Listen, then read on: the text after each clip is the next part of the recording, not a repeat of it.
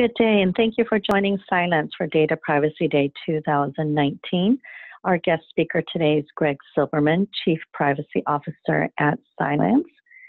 Greg, are you ready to start? Good morning, Shirley. Yes, I am. And should I get started? Absolutely. Thank you for joining. Awesome. Anyway, good morning to everyone on the West Coast, afternoon in the East, and good evening for those of you connecting in from elsewhere. As Shirley introduced, it is Data Protection Day, well, Data Privacy Day here in America, Data Protection Day for those of you in the European Union. I always think it's somewhat amusing in that data privacy and protection gets a single day, whereas cybersecurity manages to get the entire month of October. However, I would say that one thing to consider is that while data security is traditionally given a much more high profile, larger budgets, and a great deal more attention, I think that it's important to recognize that one of the main purposes of security is protecting privacy. So in today, I hope to bring some more of you over to this idea, and we're going to talk about why you should care as data security professionals, why you should care about privacy, sort of what does privacy really have to do with data security and why does it matter, and to convince you that this isn't just a problem for the lawyers and compliance officers. So with that, I'd like to get started talking a little bit about what is privacy? What does it matter? There have been many definitions of privacy, and this is borrowed a little bit from some formal writings on it. I think it's been repeated on Wikipedia and numerous places. But privacy is the individual or a group to seclude themselves or information about themselves and express themselves selectively. And he goes on, it belongs to natural persons, meaning it's not something that belongs to companies or corporations. Privacy it varies by country to cultural group. And it's also tied up in the idea of bodily integrity. That's great, Greg. You managed to give me a Wikipedia definition. What does it really mean, though? Well, to me, privacy is what gives individuals freedom. Privacy is what allows us to have the ability to make decisions for ourselves, to understand how decisions are made about us, and to safeguard basically ourselves from the tyranny of the machine, the tyranny of a dictatorship or a country. It is what gives individuals controls to steer their life and to give them control over that. 2018 was a big wake-up call for a lot of people, and whether it's had as much of an impact on their behavior, I think is still to be seen. But there were a tremendous number of scandals and news articles talking about everything from potential interference in a U.S. election to Cambridge Analytica, as well as any number of sophisticated attacks against companies and the loss of data.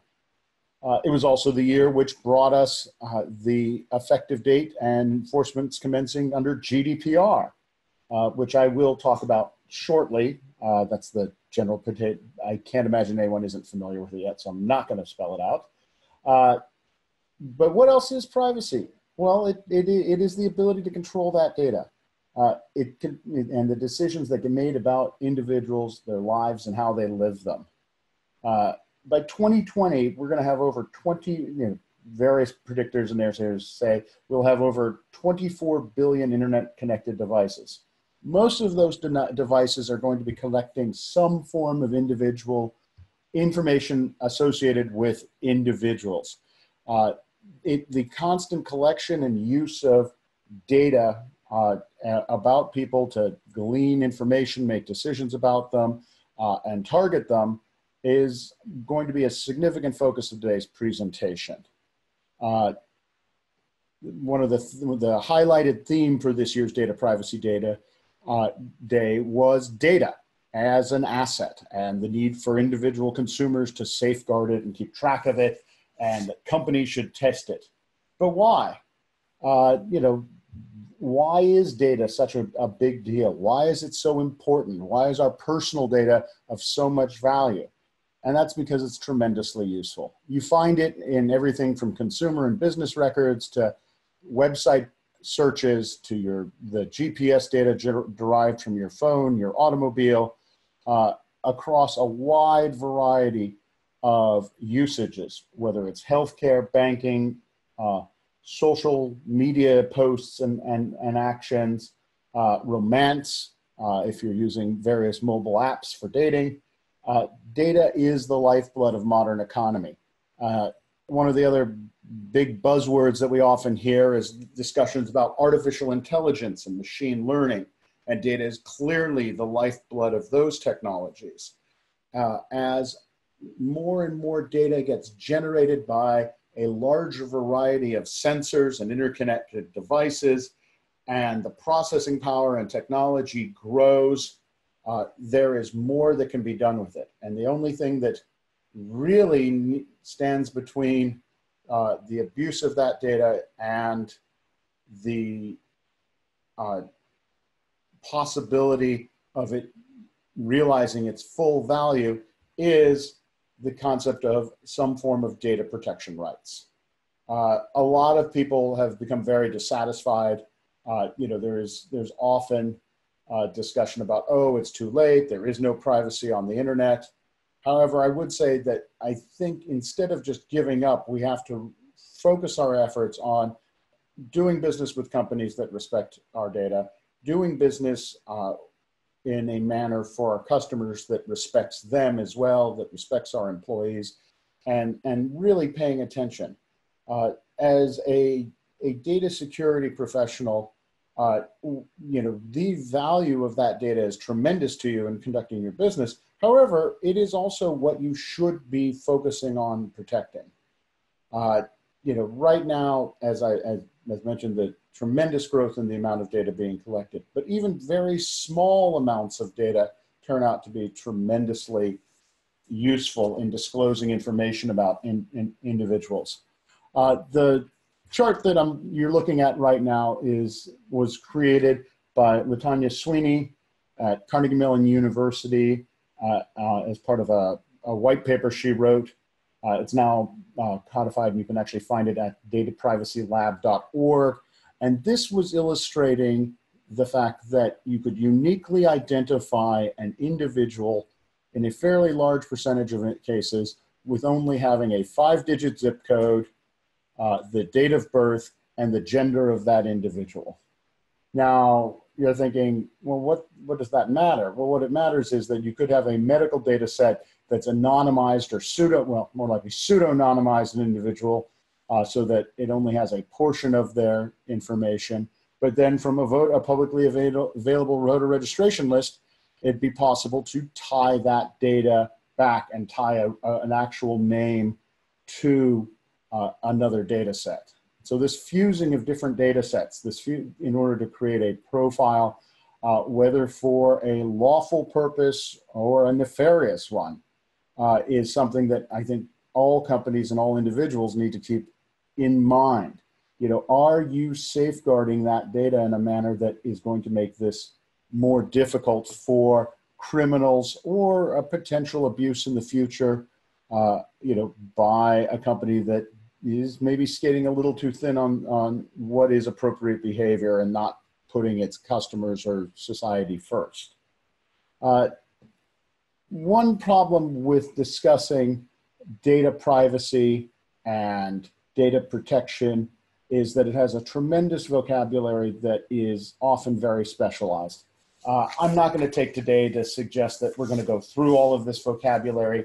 This is all things that you'll find crop up throughout, but let's just focus very quickly on a few items. Along that left side, we have proprietary, confidential, classified, person identifiable, personal data, all of these types of data that we see discussed. One thing I think it's very important to remember is that data can be divided into two very broad. That which deals with humans and natural persons, from which privacy rights arise, from which these ideas that individual liberties arise, and then data which is really the purview of property of a corporation or an entity. Companies can have trade secrets. Companies can have proprietary or confidential or classified data, as may humans, but companies themselves, entities non-human entities don't have privacy rights. And so just constantly remembering when we're looking at privacy concerns, we're looking at the concerns and issues that belong to human beings. And so that we have to take into account that their personal, sensitive, and health information has to be treated with the respect that you would afford another human being. And that we aren't just dehumanizing them by referring to them as the data subject.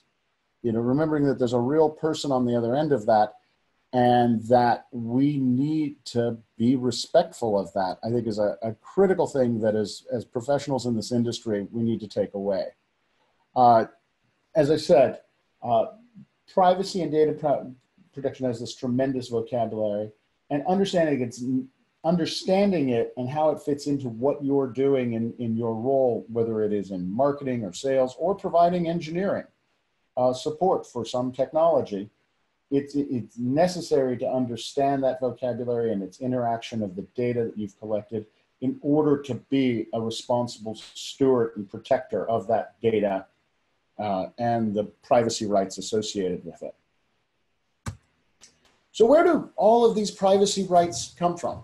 I mean, in some cultures and countries, it's seen as an inherent right, and you'll find it in the constitution of those countries. Very often we'll hear in the United States a discussion of, oh, your constitutional rights to privacy. But honestly, that's been shoehorned in somewhat, you know, from the Fourth Amendment and protection from unlawful search and seizure and trespass. And it primarily focuses on the body. We also look towards various privacy acts and the Federal Trade Commission Act in the United States, which very often focus very sectorally or only abstractly at individual rights of privacy. You know, very often the Federal Trade Commission is discussed as the primary enforcement body in the United States.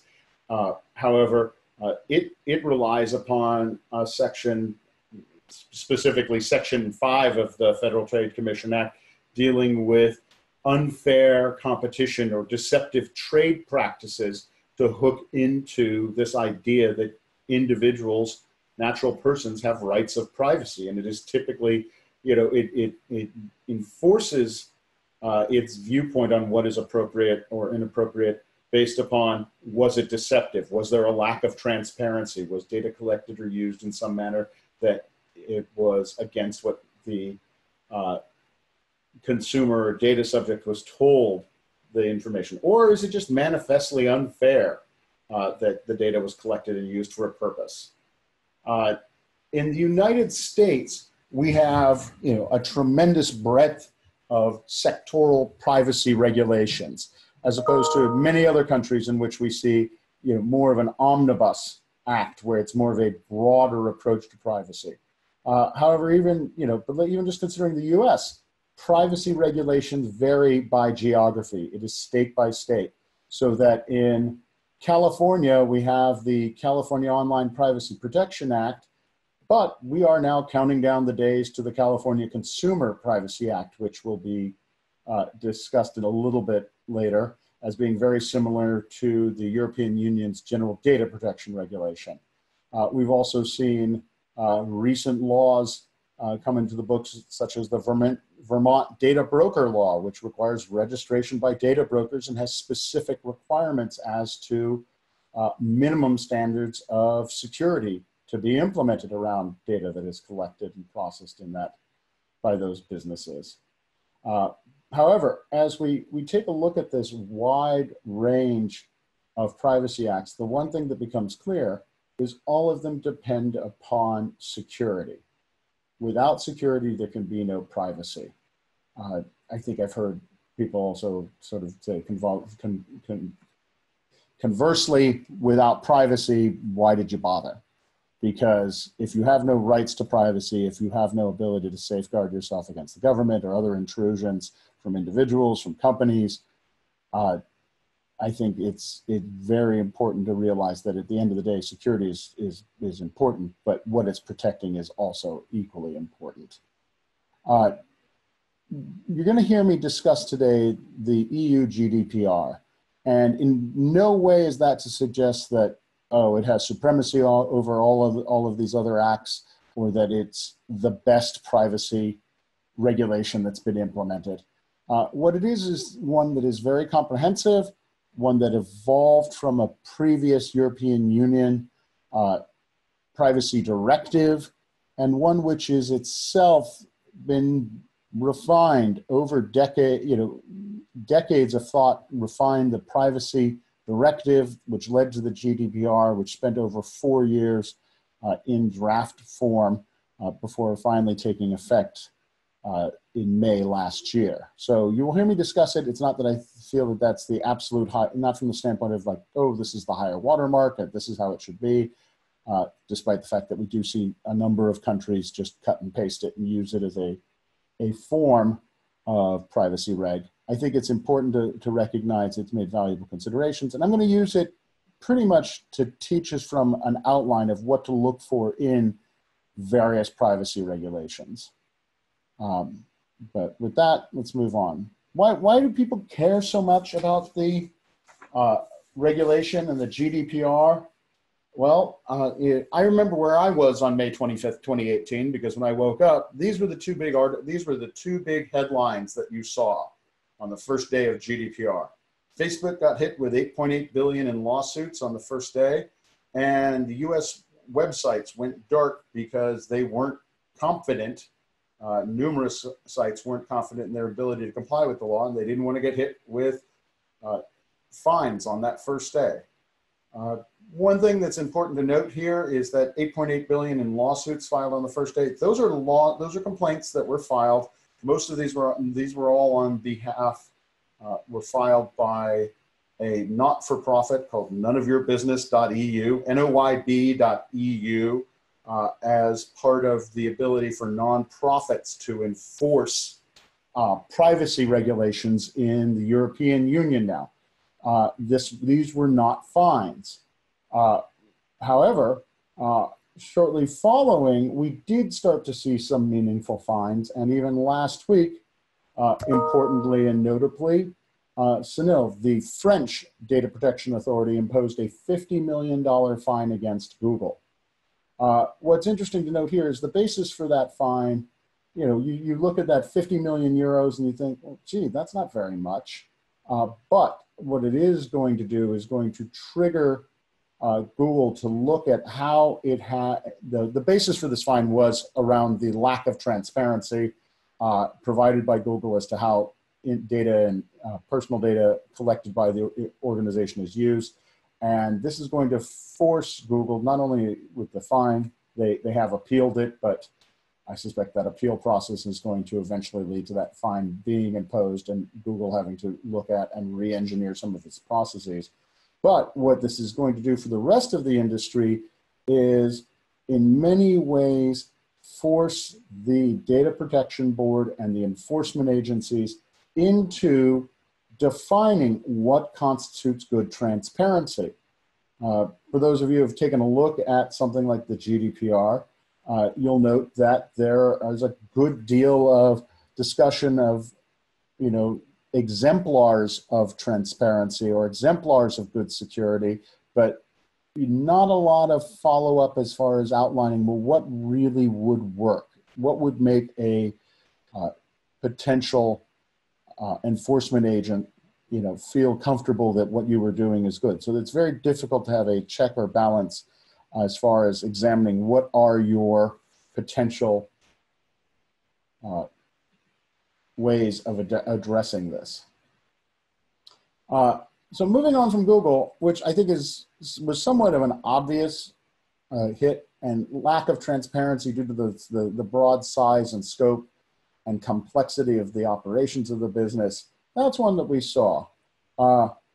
Another one, though, that was last year was a fine imposed by the German privacy and one of the German data protection authorities was against Knuddels.de, Cuddles, for those of you who don't want to bother feeding the name into Google Translate. Knuddels.de was a chat site operated in Germany, social media platform that you could very easily log into and chat primarily focused on flirting.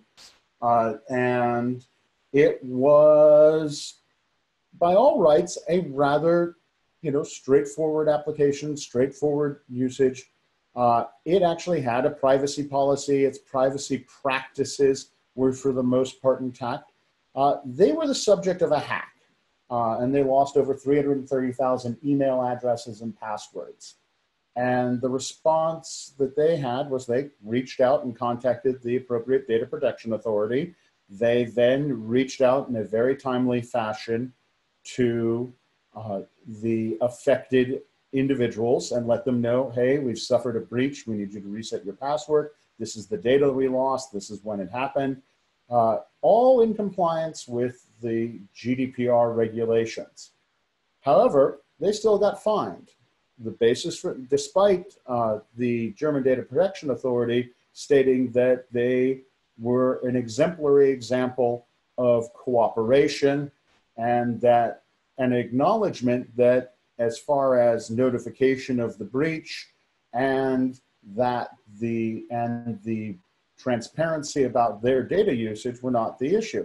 The basis for that fine, they hadn't encrypted the passwords at rest. So they had the usernames, passwords, email addresses stored in an unencrypted format. Yes, they were a victim. Yes, they were hacked. However, the view was on the part of the Data Protection Board that the failure to encrypt was not rational. And we'll see later on in our discussion of the Article 32 of the GDPR that failure to provide reasonable data security was the basis of the damages claim against them and the basis for the fine. So a couple of weeks ago, I was part of a panel discussion discussing my predictions for 2019. And while you have a much larger fine in the Google fine from CNIL dealing with this overarching transparency, I think what you're going to see is also this Kanoodles, DE, tiny fine, small website most people have never heard of, that this will actually be predictive of a significant area of enforcement, and that it's going to be, we are going to see not just under the GDPR, but under state laws in California and Vermont and throughout the United States, as well as other nations, we're going to see greater and greater enforcement because of the failure to have adequate data security. I think that the time of I am a victim, I got hacked, woe is me, being a defense is over, and that we are going to see not just in countries that have strong legal systems with maybe over litigious plaintiffs bars such as the United States, but in countries such as Germany, where you don't have the same abundance of personal litigation, but you are going to see regulatory authorities come down on companies for failing to implement reasonable data security. So I'm not going to go through all of my slides and presentation materials around GDPR. These slides will be available later for download, so you can have them as an outline. And as I said, I'm really just using the General Data Protection Regulation as an exemplar. This is very often the case that you can take a look, if you understand how one of these regulations work, then you can then use that to read others. So briefly looking at it, territorial scope. This is going to be the idea of where does this law actually apply? Who does this apply to? And it is, in this instance, it's businesses which exist in the European Union, in one of its member states, or those which offer goods or services into the EU or engage in monitoring of individuals residing within the European Union. Very often you'll see in the GDPR, it breaks down the individuals that are subject to laws, the data subjects. Those are the natural persons that we've been discussing, those who have personal data rights. The data controllers being the companies that have directed the collection and processing of the personal data. And then data processors. Those are the companies that, hey, we're like, for example, at Cylance. When a company hires us to process data in order to protect their endpoints, we are a data processor. Our customer is the data controller, and their employees are the data subjects. All of us are then subject to the supervisory authorities, which will oversee data protection in a particular jurisdiction. As I said, in that recent Google case, the CNIL was the data protection authority that lodged that fine against Google. It's interesting to note that part of the general data protection regulation is this idea of a primary supervisory authority. Google, like many companies from the United States, actually typically elects, or have, due to a strong presence in Ireland and its election to have the Irish Data Protection Authority be the primary one. This is interesting to note that CNIL still chose to be the Data Protection Authority to lodge the fine against Google. Throughout all of this presentation and all discussions, I'd say, of privacy, you'll often hear references to personal data.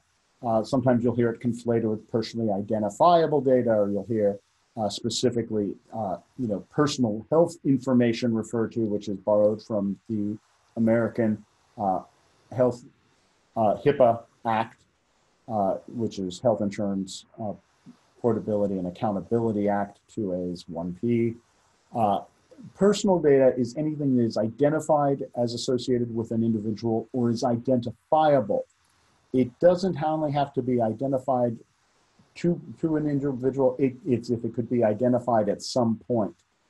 So some quick examples: name, email address, physical address, online contacts, mobile device IDs, something like your job title, such as the Chief Privacy Officer at Cylance. That doesn't say my name, but it's identifiable with Greg Silberman. So recognizing that the types of data that could become subject to regulation, subject to enforcement actions, I think is important. Very often we'll hear this concept of sensitive data, and this is usually the type of things that people are more automatically able to grasp and understand would be data of specific concern.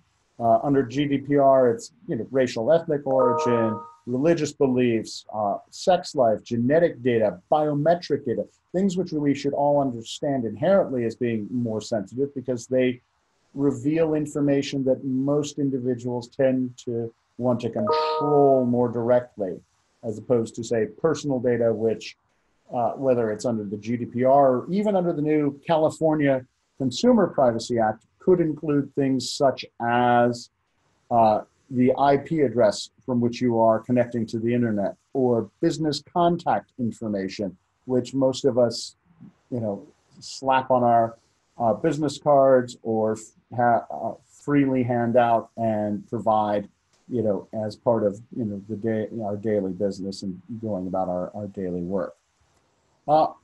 Often you're going to have a concept of lawfulness of processing. That's Article 6 under the GDPR, but it's the idea that you have to have a proper purpose for collecting the data, and that data collection is going to be done, and the usage of the data is going to be done in accordance with a specific process, a specific need that you've identified to the data subject, or that the data subject should understood to be identified to them.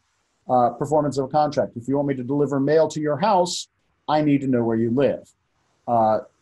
Very often, there's a concept of legitimate interest, and that as long as that legitimate interest doesn't outweigh the individual's right, then it is a lawful collection. You'll notice on this, I did not spell out consent. It's listed as, these are listed in alternative.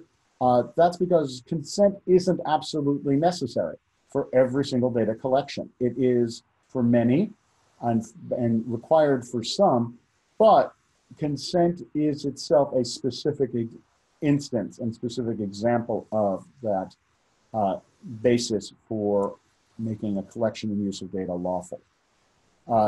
Depending upon the area in which you're dealing, there may be an age of consent. There may be specific requirements as to how you obtain and save and store consent. However, it's important to remember that if consent is given, that consent can be freely withdrawn. So if you're basing the usage of data upon an individual's consent, recognize that you're going to also have to have the ability to get rid of that data if they withdraw that consent. There are many, these are examples of some of the specific data rights that may be given to individuals. Very often they get over conflated, such as the right to erasure. The right to erasure is as long as after the basis for the consent has gone away. So if there's no longer a good reason for you to have the data, to use the data, or you've used it for some other purpose, then that right to erasure may be invoked. Access and rectification, transparency, these are all basic rights that you will find repeated throughout numerous regulatory frameworks, not just the GDPR. And so understanding the idea of there's being a set of rights of the person whose data is being collected, I think is important to keep in mind as you provide service, as you develop products, and in recognition of it's not something that can be solely addressed by the compliance officers and lawyers. You have to recognize that, hey, I have access to this data. I can only use it for the purpose of doing the service which I've been hired to do. You can't then turn around and use it for some other purpose unless it's been agreed to or is otherwise required by law. There are specific obligations put upon the controllers and processors. Everything from Article 32, which I'll discuss next, is this concept of having to provide security of processing. As we discussed earlier, it's the basis for the Kanoodles fine in Germany, and I think we'll see it grow and grow as a result of the failure of companies to provide adequate processing. And why don't we skip right to that now anyway, just because I think for many this is the area in which you'll have the highest degree of interactivity, and it'll be where you see most of your information. The important thing to realize is that security processing, you'll notice this is not a word for word from the GDPR. Some regulations will have specific requirements. It will say, thou shalt encrypt data at rest. Thou shalt use at least X number of bits of encryption. Thou shalt use this specific types or one of several specific types of encryption. Whereas the GDPR and California and numerous other privacy regulations lean back on this idea that the security of the data that is being processed needs to take into account not just the state of the art of security available to everyone and the costs of doing so, but what is the risk? What is at risk for the individuals? That's how I believe the German DPA got to the conclusion that, hey, you really couldn't encrypt passwords. Leaving them in plain text was the best you could do. And I think a lot of what we're going to see is more and more review and analysis of various security postures and the identification that if something's been a known vulnerability for decades or a known weakness or potential vulnerability for decades, and you didn't remediate it, that this is going to be a basis to point that you didn't, and there is some damage or potential damage or risk to individuals. I think we're going to see that this is going to be an area where enforcement agencies are going to say, I'm sorry you were a victim, but you could have done more to prevent it. You could have done more to safeguard the individuals. The important thing is that controllers and processors shall implement appropriate technical organizational measures. It doesn't specify exactly what. It should also make clear that unless someone imagines that the lawyers and compliance officers in companies can affect any change at any time that they want, this also has to highlight the fact that implementing security and privacy compliance within an organization is the job of everyone in that organization. It is not something that can just be tacked on at the end. It's something that has to become part of the company, part of the entity itself. And it begins with evaluating what risk there is to the data subjects, to the individuals who you're collecting and processing data about. One thing it mentions is this idea of a code of conduct and certification methods to demonstrate compliance. That's going to be awesome as soon as we actually have such codes of conduct and certification mechanisms recognized by the Data Protection Board in the European Union as adequate and satisfactory. Finally, the idea that always there must be controls to ensure that employees only process personal data, in accordance with the instructions from the data controller is subject to instructions from the data subjects. This being tied to the idea that you had a lawful purpose for doing something, you were transparent about what you were going to do, and now you are following up on what the agreement was between the parties. And if you don't ensure that your employees are limited to following those instructions, you've now failed in your duty to the data subjects. Data breach. God, we have all in the United States for years, decades at this point, if you're in California, received notice of, we suffered a data breach, whether you are a Starwood preferred guest member or a former government employee whose data was lost in the OPM breach. We receive numerous letters a year, some of us more, some of us fewer, notifying us of data breach. It's amusing to note that the GDPR, which is often held out as this high watermark, this is actually something we invented in America, that the California Data Breach Notification Act was the first. And just last year, the last couple straggler states implemented their own. So now there is a separate Data Breach Notification Act in all 50 states. There's another one that's associated with the Federal Health Insurance Portability Accountability Act, and now a data breach notification requirement under the GDPR. So you can imagine now that if a company suffers a data breach, it then gets to untie all of these requirements, because some of them contradict others. Some require that notice be given very promptly, specifically the requirement that data controllers notify supervisory authorities within 72 hours of discovering a breach. The complexity of dealing with a breach really should heighten the knowledge, heighten the sort of vigilance of individual companies to try and do all that they can to avoid those breaches, because untangling it after the fact is no end of pain. So another area that we often talk about is, and requires our awareness, as the world becomes more and more globalized and we are transferring data, is it okay to send that data over the border? Very often there's a tremendous amount of misunderstanding around this. Again, I'm still just talking about GDPR here as by way of example. However, many countries embrace the concept of data sovereignty, and that their data protection laws apply to data collected from its citizens or from individuals residing within that country at that time and place. In the GDPR example, countries, data transfer is prohibited unless countries have an adequate level of protection. If there is not a judgment that those countries have an adequate level of protection, you will have to find some mechanism by which to transfer the data.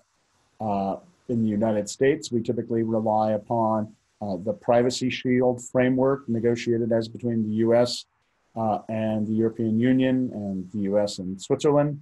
The concept of intercompany data transfers can be addressed at times by binding corporate rules, or the adoption data transfers can be addressed through the adoption of standard contractual clauses.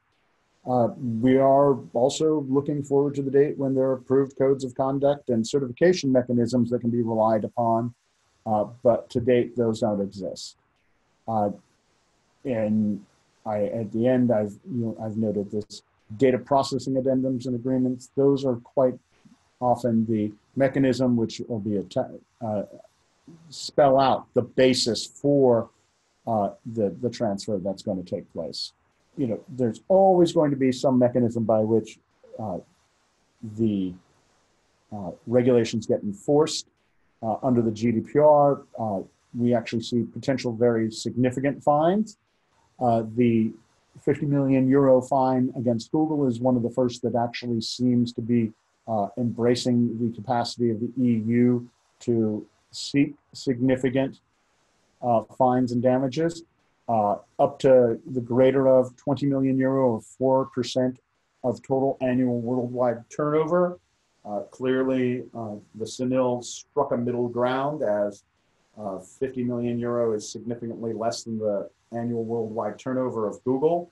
However, I think the idea was to let's put a stick in the ground, start this, and not claim a number that is so outrageous that that would become the primary focus. We already see anti-competition law fines into the hundreds of millions, so there's no reason to think at some point we will not see GDPR violations into that area as well. Another thing, though, beyond fines is the idea of judicial remedies. The concept is codified under Article 29 of the GDPR, in that individuals, means data subjects themselves, can receive compensation for material and non-material harm. How this is undertaken is going to vary by member state. It may be easier to do in one, and there may be laws in place that provide it in some, but not others. And then the concept of not-for-profit organizations representing individuals. The concept of class action does not exist in the European Union as generally as it does in the United States. However, this idea of a not-for-profit organization taking up the fight on the behalf of a large collective group of data subjects gets you most of the way there. As we saw, the first complaints that got filed in the EU were filed by a not-for-profit organization, noyb.eu. So with all of that, let's take a look at sort of some common myths and legends that we see about GDPR. And in many of these cases, you could substitute any other country's privacy regulation. Not always, but many of these are generic. Very often you'll hear security equals privacy. If you have security, you're compliant with privacy. While security is an absolute necessity to having privacy, it is not the sole requirement.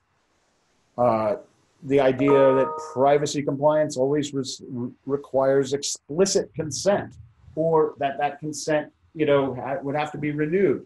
We all remember last year, prior to GDPR taking effect, that we were being bombarded by virtually every single website you ever visited, telling you about GDPR and then saying, hey, we need your consent. Another favorite is that our data is encrypted, so we're good. While data encryption is an example of a specific type of security procedure that can be used, it in and of itself is not adequate. The idea that GDPR required personal data to be processed in the European Union. GDPR requires data that's transferred out to be going to a country that has adequate protection or has adopted an appropriate transfer mechanism.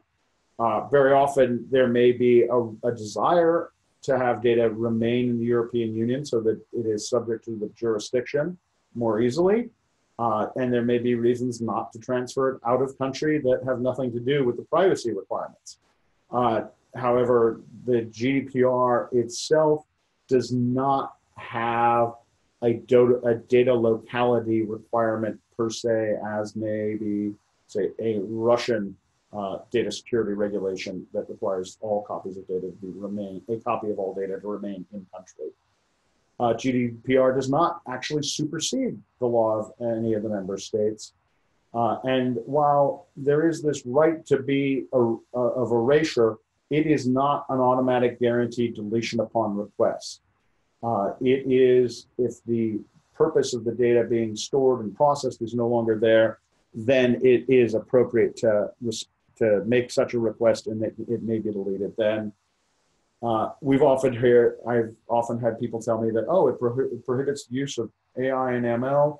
Again, gross oversimplification. It requires the notification of an individual if AI or ML or any other automated process will be used to make a decision about them that will take away some of their rights. We can go on. All of these are exemplars of the types of things that a partial reading gets to people, or that reliance upon quick summaries. I think it's important for us all to remember that GDPR is just one example. You are going to see this come up throughout in the coming years as more and more national and state and local regulations take place with regards to privacy. And that the fact is, as security professionals, every one of you is also a privacy professional. Part of your job is securing data, securing environments. And what that also means is you are protecting that data, which in my mind is protecting privacy. And I'll just leave you with that if all of you feel like you've got a perfect grip on GDPR and ready to go, well, only 337 more days until the California Consumer Privacy Act comes online and we get to start this all again. Anyway, thank you very much. I think we'll now open it up to any questions or concerns or other issues that folks may have. Thank you, Greg. It's very insightful. I do have a handful of questions to ask you from our audience. Sure. The first one is, what impact do you think personally the singularity will have on personal security? Wow. Let's go deep and go fast. So I'm going to presume someone's talking about, the Ray Kurzweil-esque subject of many a TED Talk, singularity.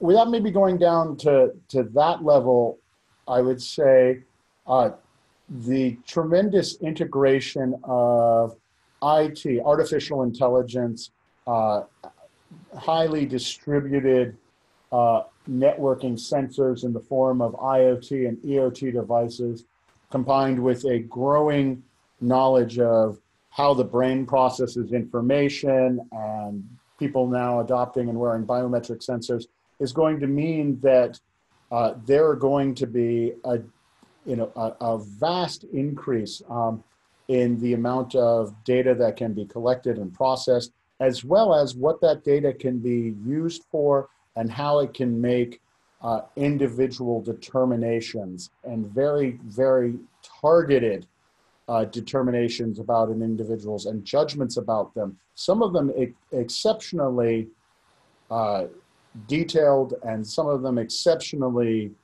accurate, but which in many ways may be dehumanizing. So I think that that's something that is definitely worth consideration. And if it's a topic you're really interested in, I would recommend Harare's new book, 21 Lessons for the 21st Century. Thank you, Greg. Next question is, what are the good methods for sending encrypted data through the cloud and avoiding interference?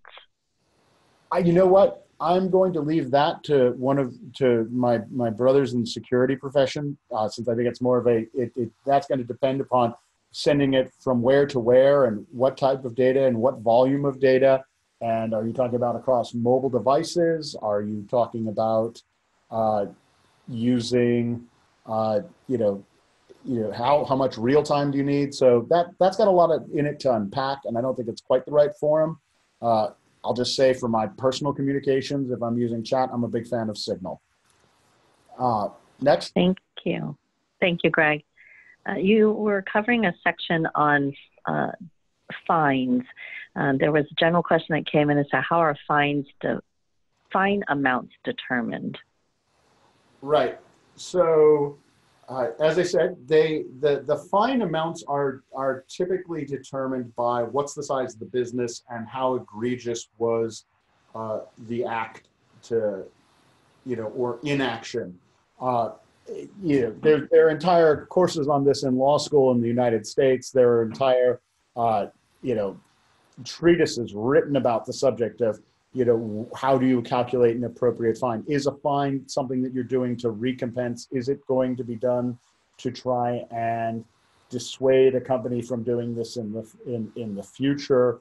How should it be related to the damage done or potential damage done? I think in this instance, the GDPR has set an upper limit that is high enough to say, hey, you can really, that'll really bring the screws to someone, so you're not going to want to violate it. I think from my Gnoodles example earlier, we saw an instance where, 20,000 euros, it's a pretty small fine. I think that was just there to, that determination was made that the company was super cooperative. What they did was really stupid by not encrypting the data at rest and having all of that material accessible, and it could have been done very easily. But the Data Protection Authority, I think, wanted to make the point that, hey, don't do this, now go clean it up, and reward them for being cooperative and trying to comply, but just doing a half-assed job of it. Thank you, Greg. I have one more question is, what is, you had mentioned Privacy Shield. What is that, if you can expand on it, and how does it relate to the controller under GDPR? Sure. The Privacy Shield is a framework. We all remember that, we had the EU, the EC, the European Community Privacy Directive, and in the 90s, all of a sudden companies were like, oh my God, I can't transfer data back and forth between the US and Europe. And they came up with a solution called Safe Harbor. And Safe Harbor was basically a negotiated agreement between the United States government and members of the European Community. Safe Harbor was adjudged inadequate, and it went away as a basis for legitimizing and authorizing transfer of data. Privacy Shield is what replaced it. And Privacy Shield is basically a legal framework negotiated as between the United States government and member states of the European Community, which allow for the transfer of data back and from the European Community to the United States. The United States has no requirements on data transferred out of the US to other nations. And so it is really just a legal framework that, if you abide by it and that you certify to it, it stands in the place of the absence of what the Data Protection Board in the EU sees as adequate law in the United States to safeguard the transfer of data subject information, personal data, to the US. And so how does it relate to the controller? For a data controller, it is the way in which they can now use cloud-based services or transfer data from subjects residing in the EU to subjects to a processor or to the data controller residing in the United States. Thank you, everybody, for attending. I hope this has been useful. Slides will be made available for download separately, and everyone have a great Monday. Take care. Thank you, Greg, and thank you all for joining Data Privacy Day with Greg Silberman at Cylance. Today, as Greg mentioned, the webinar recording and the deck will be available at cylance.com/webinars. Thank you and have a great day.